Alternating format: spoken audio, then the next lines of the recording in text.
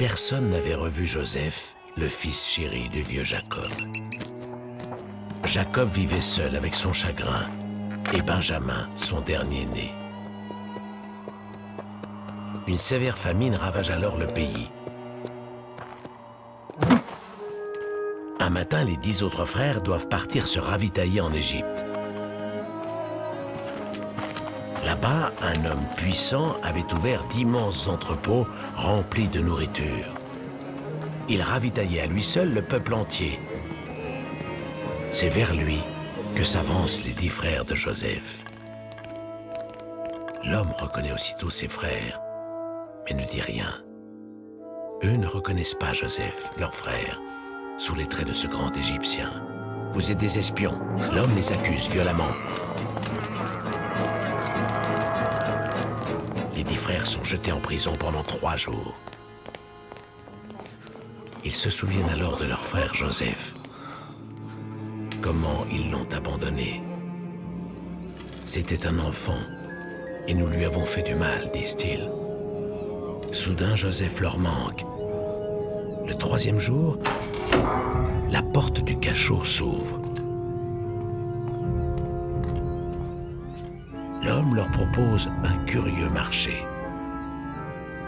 Vous êtes libres, et je vous autorise à vous ravitailler ici. Mais je garde l'un d'entre vous en otage jusqu'à votre retour. Et vous reviendrez avec Benjamin, votre plus jeune frère. Très vite, il ne reste plus une miette de tout ce que ses fils ont ramené d'Égypte. Il faut y retourner, et cette fois avec Benjamin. Jacob est déchiré. Il pleure seul dans sa maison vide. Dans son grand palais, l'homme demande au fils de Jacob « Et votre père est-il toujours vivant ?» À la vue de son petit frère Benjamin, l'homme se cache pour pleurer. Par tous les moyens, il veut empêcher que Benjamin s'en aille. Mais les frères le supplient de laisser Benjamin repartir avec eux. Jacob, leur père, ne supporterait pas de se séparer de Benjamin. Son chagrin grandirait et l'emporterait dans l'abîme. L'homme les écoute en silence et se fait reconnaître. C'est moi, votre frère Joseph, celui que vous avez vendu. Ils sont terrorisés. N'ayez pas peur.